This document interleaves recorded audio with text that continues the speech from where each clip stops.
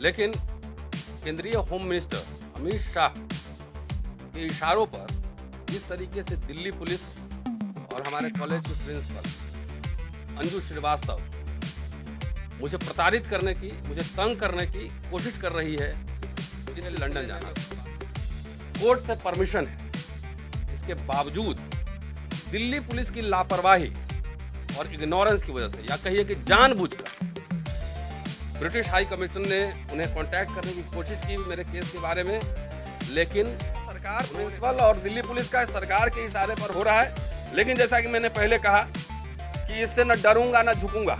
अगर इतनी सर्वशक्तिशाली सरकार है तो मुझे फांसी पे लटकवा दे, फिर गिरफ्तार करवा, या मुझे नौकरी बर्खास्त कर दे, खत्म कर दे। उनके पूरे कुरीतियों पर, न्याय के खिलाफ अगर बोलना जुर्म है, उसका पर्दाफाश करना जुर्म है, तो डरने की जरूरत है। न डरूंगा न झुकूंगा, कोर्ट भी जाऊंगा। और मुझे अंबेडकर की जयंती पे बोलना, चीफ जस्टिस ऑफ इंडिया, वो हमारे प्रो चांसलर हैं, उनको भी चिट्ठी लिखी। इस सरकार को, इस प्रिंसिपल को जो करना है करे, लेकिन प्रोटेस्ट जारी रहेगा। ये अदालत में भी लड़ाई होगी और ये पॉलिटिकली भी लड़ा जाएगा। आप सबका शुक्रिया। हमारे साथ हमारे एडवोकेट मुकेश जी हैं, यहाँ पे धर्मवीर यादव हैं, ये भी एडवोकेट हैं। हमारे दोस्त सूरज जी हैं, सूरज मंडल साहब आप जानते हैं, डॉक्टर सूरज मंडल। मयंक हैं, ये भी लॉयर हैं।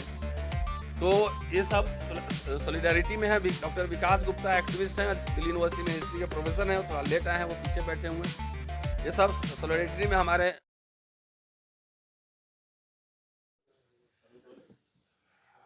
आप सभी का शुक्रिया कि बहुत ही शॉर्ट नोटिस पे आप लोगों को बुलाएं और आप लोग यहाँ आए। आपातकाल हमने देखा नहीं, उस समय बच्चे रहे होंगे, और पुलिस स्टेट भी हमने देखा नहीं। लेकिन केंद्रीय होम मिनिस्टर अमित शाह के इशारों पर जिस तरीके से दिल्ली पुलिस और हमारे कॉलेज के प्रिंसिपल अंजू श्रीवास्तव मुझे प्रताड़ित करने की, मुझे तंग करने की कोशिश कर रही है, इस सिलसिले में मैं कुछ बातें आप लोगों से साझा करना चाहता हूं। और इस अवसर पर यह जरूर कहना चाहता हूं, तकरीबन आज से 90 साल पहले जब गांधी और अंबेडकर की मुलाकात हुई थी, तब गांधी को अंबेडकर ने कहा था कि Gandhi, I have no homeland. अगर आज इस जगह पे, इस समय अंबेडकर होते तो संविधान लगने के बावजूद ये बोलते, mister Gandhi, we have half homeland. और मैं दावे के साथ कह सकता हूं कि वाकई संविधान लागू है, लेकिन दलितों का जिस तरह से उत्पीड़न, दमन हो रहा है, हाफ होमलैंड है। अभी पूरी जो है सिटीजनशिप और पूरे अधिकार मिलना बाकी है। और संदर्भ ये है कि बाबा साहब की 132वीं जयंती मनाने के लिए मुझे लंदन जाना था। कोर्ट से परमिशन है, इसके बावजूद दिल्ली पुलिस की लापरवाही और इग्नोरेंस की वजह से, या कहिए कि जानबूझकर, ब्रिटिश हाई कमीशन ने उन्हें कांटेक्ट करने की कोशिश की मेरे केस के बारे में, लेकिन उन्होंने कोई रिस्पांस नहीं दिया। Thanks to British high commission की उन्होंने कम से कम मुझे रीजन बताया कि आपका वीज़ा क्यों रिजेक्ट किया जा रहा है। नॉर्मली कमीशन रीजन नहीं बताते हैं और सिर्फ कहते हैं कि आपका वीज़ा रिजेक्ट किया जा रहा है, वीज़ा नहीं मिलेगा। लेकिन इसमें जो उन्होंने कहा है उस आऊँगा, लेकिन पहले पूरा घटनाक्रम कैसे हुआ वो आपको विस्तार से बताता हूँ। और इस सिलसिले में मैं पहले कह दूँ कि न झुकने वाला हूँ न डरने वाला हूँ। कोर्ट भी जाऊँगा, चीफ जस्टिस ऑफ इंडिया हमारे यूनिवर्सिटी के प्रो चांसलर भी हैं, राष्ट्रपति विजिटर हैं, उन सबको लिखूंगा, ओपन पत्र लिखूंगा कि इस देश में मैं हिंदू कॉलेज में पढ़ाता हूं और अभी राष्ट्रवाद का समय है। राष्ट्रवादी इतिहासकार पे मैंने 6 किताबें प्रकाशित की हुई, तो राष्ट्रवाद क्या होता है मुझे पता है। इसलिए लिखूंगा कि मेरे साथ जो लगातार कई वर्षों से घटनाक्रम हो रहा है, ये मेरे निजी कोई जमीन की लड़ाई नहीं है, कोई संपत्ति की लड़ाई नहीं है, ये घटना नहीं, ये संकेत है कि जो स्पीकिंग माइंड है, बोलने वाले लोग हैं, उनको टॉर्चर करो, तबाह करो, ताकि पूरे समाज को डराया जा सके। ये इनकी मंशा है। और इसी सिलसिले में पिछले साल जो मेरी गिरफ्तारी हुई थी, ये उसका एग्जाम्पल है। मैं आ रहा हूँ उस पर। सबसे पहले बताता हूँ और इसमें कैसे यूनिवर्सिटी प्रशासन, कॉलेज प्रशासन कैसे छल कर रहा है, कैसे तंग करने की कोशिश कर रहा है, वो भी विस्तार से आपको बताने वाला हूँ। 6 फरवरी को अंबेडकर इंटरनेशनल मिशन से मुझे एक इन्विटेशन आता है और वो चिट्ठी जो है ब्रिटिश हाई कमीशन को भी लिखा गया था, जिसमें लिखा गया था कि बाबा साहब कि 132वीं जयंती पर लंदन में 14 मई को प्रोग्राम होना है, इसलिए 20 दिन के लिए वो लोग मुझे बुला रहे थे कि इंग्लैंड में कई जगह पे कार्यक्रम वो आयोजित करने वाले थे और डिफरेंट सिटीज़ में जाकर मुझे छात्रों को भी संबोधित करना था, आम लोगों को भी संबोधित करना था। ये इनविटेशन मुझे उस समय मिला। ये किस तारीख को? 6 फरवरी को। अब देखिए, मैंने प्रिंसिपल को 7 तारीख को नेक्स्ट डे मैंने उनको चिट्ठी लिखी कि मुझे एनओसी दिया जाए, मुझे यूके जाना है, बाबा साहब जयंती में मुझे वहाँ लेक्चर देना है। और प्रिंसिपल जो है 1 महीना तक, जबकि एनओसी लिखने में सिर्फ 4 लाइन लिखना होता है, the college has no objection for his visit to United Kingdom, ये लिखना था। 1 महीना इसने टाइम लगाया। और मैं जब मैंने एप्लीकेशन लिखा था उसमें लिखा था वीजा पर्पसेस के लिए, एनओसी के लिए, जो प्रिंसिपल को लिखा था कि this is also to inform you that I did my doctoral thesis on Kashi Prasad Jaiswal, the making of a nationalist historian, and published several books related to my research. Kashi Prasad Jaiswal studied in the Oxford University between 1906 to 1910 and obtained several degrees. During my stay in UK, I will also try to explore some research material for my future research. कि काशी प्रसाद जायसवाल जिस पे मेरी thesis है, किताबें छापी हैं, वो Oxford में पढ़े थे और मैं जा रहा हूँ वहाँ कुछ रिसर्च मटेरियल भी लाऊंगा और अपने रिसर्च को आगे बढ़ाऊंगा। ये एकेडमिक इंस्टीट्यूशन को दे रहा हूँ, जरा सोचिए, मैं विस्तार से बताने वाला हूँ। इसके बाद 1 महीने बाद प्रिंसिपल का मेरे पास एनओसी आता है और एनओसी दिलचस्प है और ये बताना, खुल के बताना, ये सब बात जरूरी है। उन्होंने पहले लिखा कि भाई the college has no objection, लेकिन दूसरा पैराग्राफ आप लोग फोकस करके देख लीजिए, इसमें क्या लिखा हुआ। दूसरा पैराग्राफ देख लीजिए। ये 1 पेज का एनओसी मिला है और उसमें जो दूसरा पैराग्राफ है वो इंटरेस्टिंग है। वो लिख रही हैं कि it may not be out of place to mention that as per the information provided by additional DCP 1 north Delhi vide letter number 5830/SO additional DCP 1 north district dated 1/12/22 FIR number so and so कि 153A और 295A में मेरे खिलाफ FIR दर्ज हुआ है and Ratan Lal was arrested on 20/5/2022। Thereafter he was produced before learned MM on same day 20/5/22। ये गलत है, 21/5 को वहां पे आए थे। Where he was released on court bail. At present, the said case is pending investigation. ये 1 महीने बाद आप सब जो, वो तो विदेश जाती होंगी और जितने यूनिवर्सिटी अथॉरिटीज हैं जाते होंगे, 1 महीने बाद ये जिस कॉरेस्पॉन्डेंस की बात कर रही है दिल्ली पुलिस से, अगर मेरे बारे में कोई कॉरेस्पॉन्डेंस हो रहा है दिल्ली पुलिस से, चाहे किसी से भी, कानून की मर्यादा ये कहता है कि उसके बारे में हमें सूचना होनी चाहिए। क्या कॉरेस्पॉन्डेंस, एक फाइल, एक copy to the person concerned मुझे मिलना चाहिए। लेकिन प्रिंसिपल ने उसकी कोई चिट्ठी मुझे नहीं दी। हमारे एडवोकेट साहब आ गए, बैठिए। कोई कॉरेस्पॉन्डेंस दिल्ली पुलिस के साथ, क्या कॉरेस्पॉन्डेंस हुआ, इन्होंने दिल्ली पुलिस को क्या लिखा, दिल्ली पुलिस ने क्या जवाब दिया, इसकी कोई कॉपी हमारे पास प्रिंसिपल ने नहीं भेजा। ठीक है, तो ये आप इंटेंशन है कि मैं एनओसी भी दे रही हूं लेकिन आपका वीजा रिजेक्ट हो जाए। अब प्रिंसिपल और दिल्ली पुलिस के बीच जो साठ गांठ है वो भी आपको बताने वाला हूं। वीजा के लिए मैंने अप्लाई कर दिया और कानूनन जब वीजा के लिए अप्लाई करते हैं और FIR आपके अंडर है, आपके ऊपर है, तो कोर्ट से ट्रैवल परमिशन लेना पड़ता है। हमने, हमारे लर्नेड लॉयर मुकेश जी बैठे हुए हैं, इनके थ्रू हमने जो है एप्लीकेशन लगाया कोर्ट में। और कोर्ट में जो दिल्ली पुलिस जो आर्गुमेंट कर रही है, वो आर्गुमेंट दिलचस्प है, जरा सुनने वाली बात है। सेकंड पैराग्राफ जो रेलेवेंट है वो पढ़ रहा हूं कि Shri Ratan Lal has applied for NOC to visit abroad. It is pertinent to mention that Sri Ratan Lal is a professor in Hindu college and teaching history in Hindu college from past many years. He is also residing in Hindu college from past many years and has deep root in society.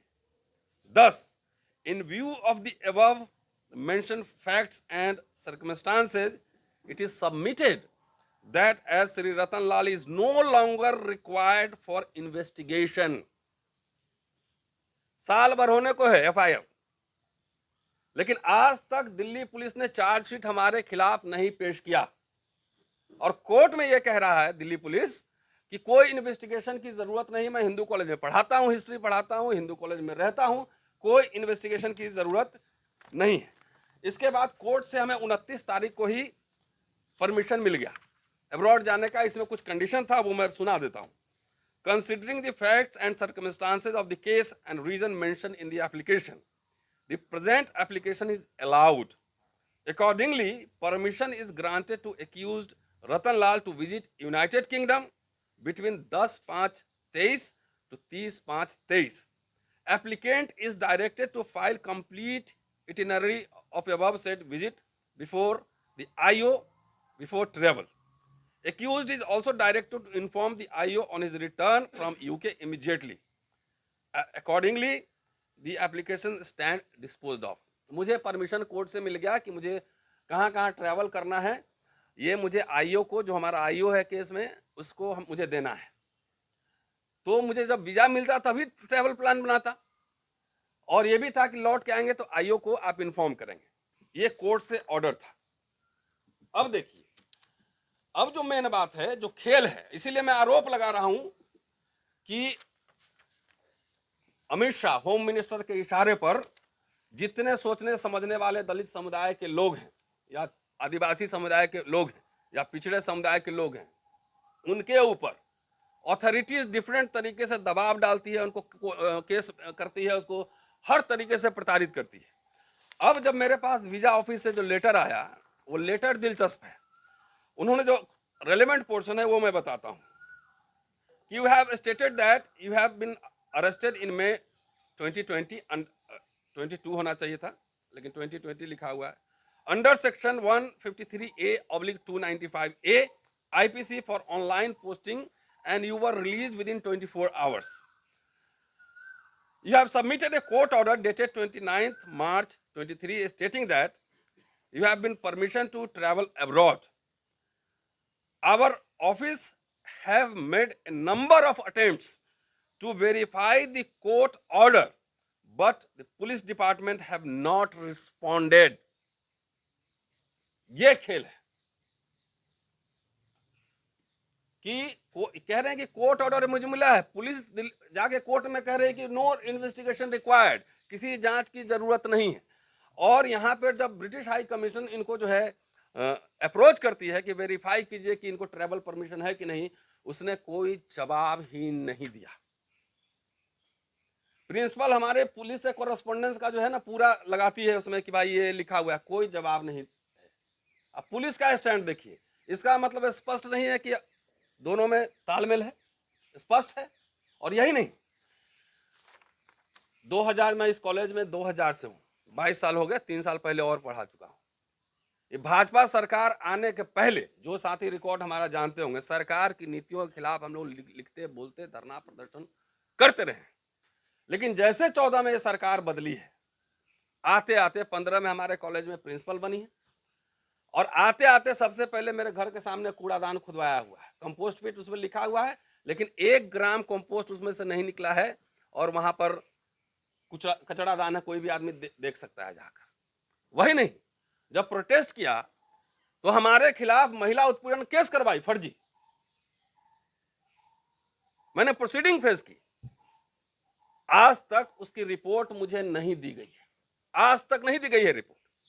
क्या as per the law है ये संविधान? Complainant था ही नहीं, complainant ना, complainant थी यहां पर, एक थी, वो दूसरा केस है। तो आज तक मुझे उसकी ऑर्डर नहीं दी गई। मेरी 10 किताबें ऑन रिकॉर्ड कह रहा हूं, 14 आर्टिकल हैं, रिसर्च पेपर हैं, सैकड़ों मेरे लेक्चर्स हैं यूनिवर्सिटीज में।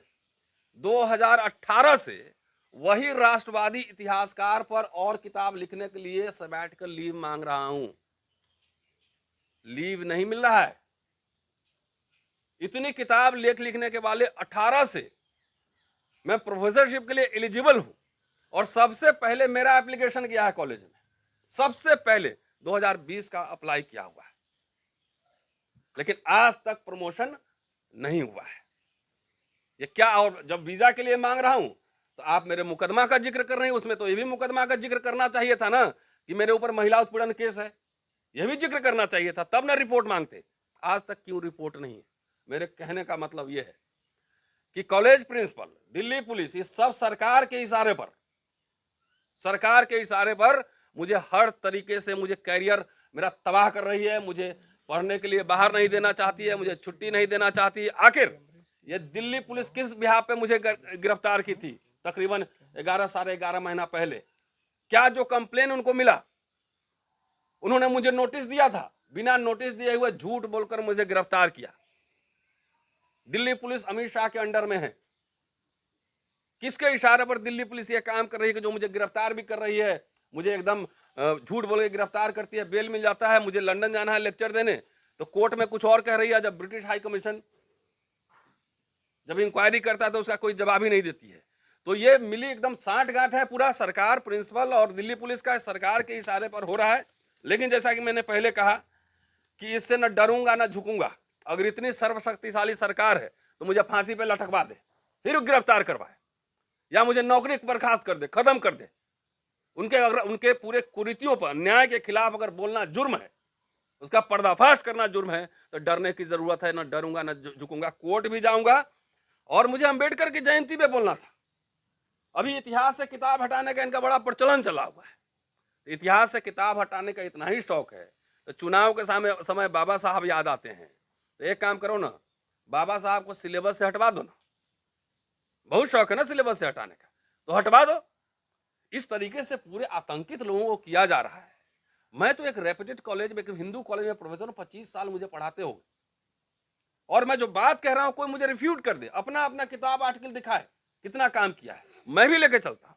लेकिन ये अति हो गई है। न पढ़ने के लिए छुट्टी दिया जाएगा, न रिसर्च करने के लिए छुट्टी दिया जाएगा, बाहर जाना है तो टांग अड़ा देंगे, प्रमोशन नहीं करेंगे। क्या करना चाहती है सरकार, ये विश्वविद्यालय प्रशासन? इसलिए चूंकि प्रेसिडेंट ऑफ इंडिया हमारे विजिटर हैं, हम उनको चिट्ठी लिखेंगे, open letter. Chief justice of India वो हमारे प्रो चांसलर हैं, उनको भी चिट्ठी लिखेंगे। इस सरकार को, इस प्रिंसिपल को जो करना है करे, लेकिन प्रोटेस्ट जारी रहेगा। ये अदालत में भी लड़ाई होगी और ये पॉलिटिकली भी लड़ा जाएगा। आप सबका शुक्रिया। हमारे साथ हमारे एडवोकेट मुकेश जी हैं, यहाँ पे धर्मवीर यादव हैं, ये भी एडवोकेट हैं। हमारे दोस्त सूरज जी हैं, सूरज मंडल साहब आप जानते हैं, डॉक्टर सूरज मंडल। मयंक हैं, ये भी लॉयर हैं।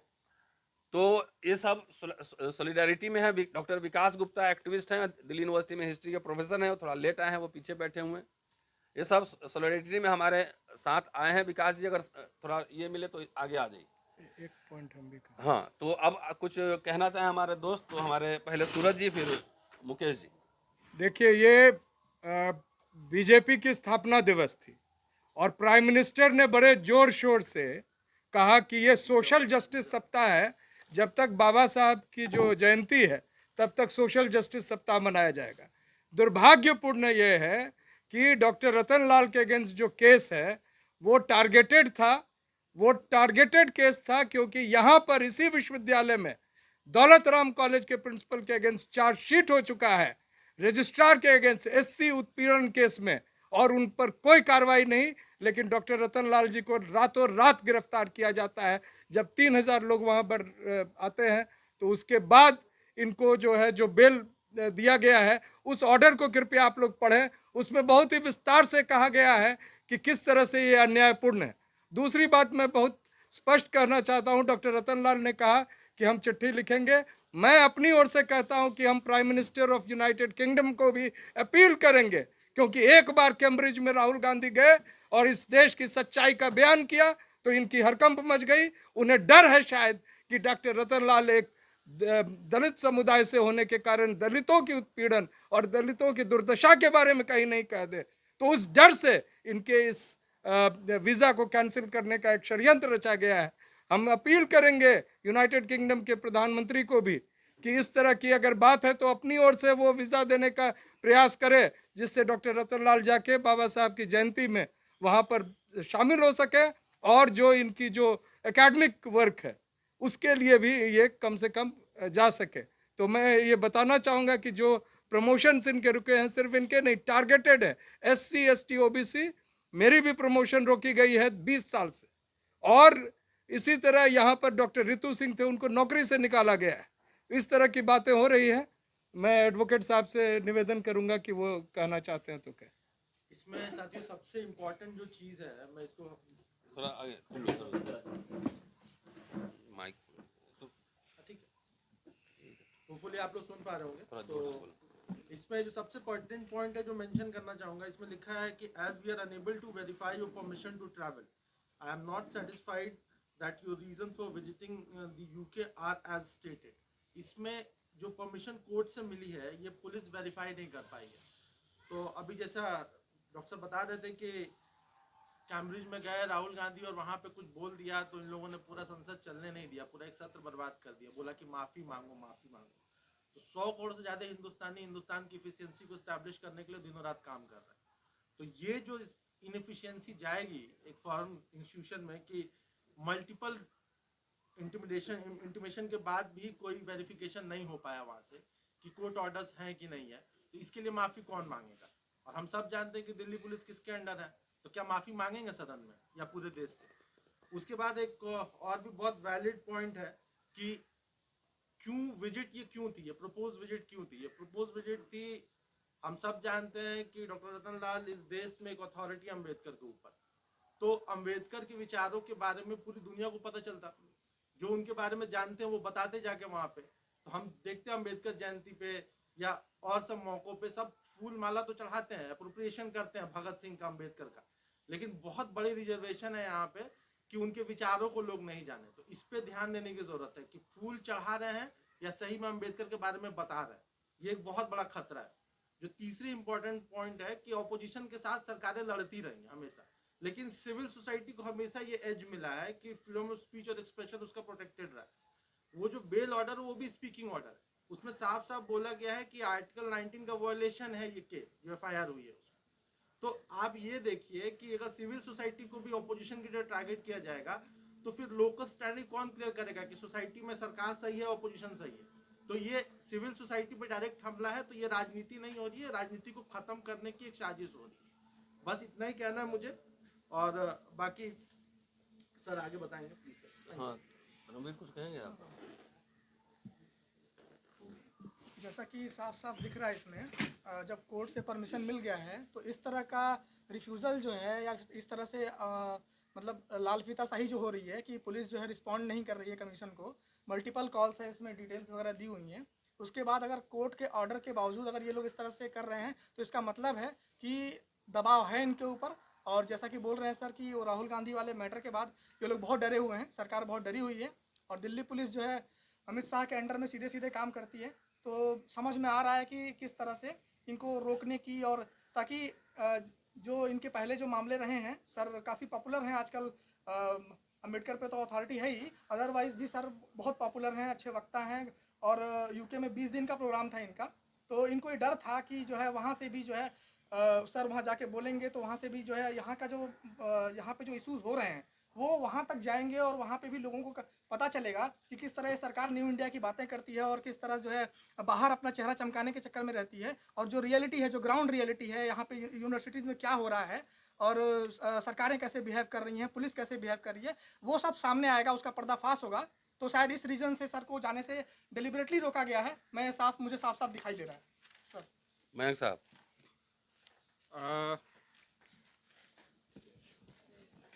पूरा केस ही शुरुआत से मैनिफेस्टेड आर्बिट्रेरीनेस का एक केस बनता है। जिस टाइम प्रोफेसर रतनलाल का जब अरेस्ट हुआ, वो अरेस्ट भी सुप्रीम कोर्ट के द्वारा डिसाइडेड तमाम केस, जैसे अर्लेश कुमार या तमाम और छोटे छोटे केसेस में उन्होंने गाइडलाइंस दी, उनका वायलेशन करके पहले अरेस्ट हुआ।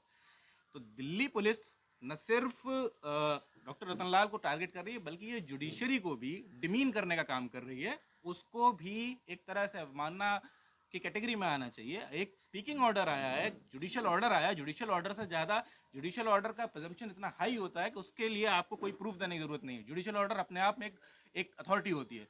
जुडिशियल ऑर्डर को अगर रिकग्नाइज नहीं कर रही है, जो एम्बेसी थी या हाई कमीशन था, उसका जितना काम था वो उसे कर सकते हैं। उन्होंने बोला है कि we have made number of attempts. Number of attempts का मतलब है कि उन्होंने एक से ज़्यादा बार कोशिश की होगी, और इतना एम्बेसी की तरफ से अगर कोई भी करस्पॉन्डेंस होता है उसको कोई भी डिपार्टमेंट होगा, कोई भी महकमा होगा, उसको बहुत ही सीरियसली लिया जाता है, फर्स्ट प्रायोरिटी पे लिया जाता है। अगर उस पर नहीं किया जाता है तो ये साफ साफ केस दिख रहा है, ये डेलिब्रेटेडली टारगेटिंग है। और इस तरह की टारगेटिंग हम लोग, अगर प्रोफेसर साहब तैयार रहेंगे तो इसको कोर्ट में भी चैलेंज करेंगे और हर तरह के फोरम पे करेंगे। और दिल्ली पुलिस को या कोई भी, जहां तक ये आवाज पहुंच रही हो, कोई भी महकमा हो, कम से कम लोगों की बात नहीं समझ सकते हैं, उनको इज्जत नहीं कर सकते हैं, कम से कम कोर्ट को तो छोड़ दीजिए, कोर्ट के ऑर्डर को कम से कम आप रिस्पेक्ट दीजिए।